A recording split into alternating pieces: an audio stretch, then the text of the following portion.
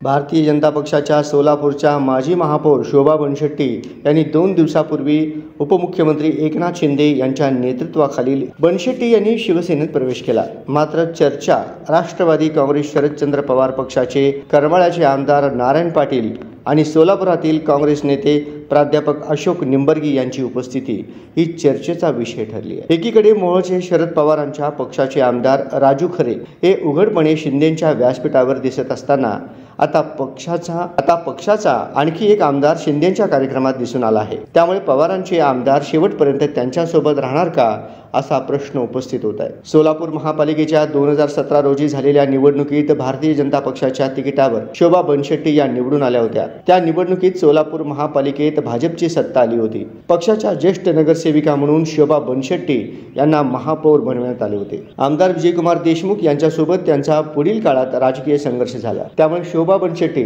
यांनी भाजप सोडण्याचा निर्णय घेतला होता। त्यातून विधानसभा निवडणुकीत त्यांनी भारतीय जनता पक्षाचा राजीनामा देऊन आमदार विजयकुमार देशमुख यांच्या विरोधात निवडणूक लढवली होती। त्यावेळी त्यांनी आमदार देशमुख यांच्यावर जोरदार आसूड ओढले होते। आगामी महापालिका निवडणुकीच्या पार्श्वभूमीवर शोभा बनशेट्टी यांनी आता एकनाथ शिंदे यांच्या शिवसेनेत प्रवेश केला आहे। मुंबईत झालेल्या कार्यक्रमात बनशेट्टी यांनी भगवा हाती घेतला आहे। शोभा बनशेट्टी यांच्या शिवसेना प्रवेशामुळे सोलापुरातील शिवसेनेची ताकद वाढली आहे। शोभा बनशेट्टी यांच्या शिवसेना प्रवेशावेळी असलेल्या उपस्थितीबाबत आमदार नारायण पाटील यांच्याकडून स्पष्टीकरण देण्यात आले आहे। करमाळा मतदारसंघातील कामानिमित्त आमदार नारायण पाटील हे एकनाथ शिंदे यांना भेटायला गेले होते असे त्यांच्या निकटवर्तीयांकडून सांगण्यात आले आहे।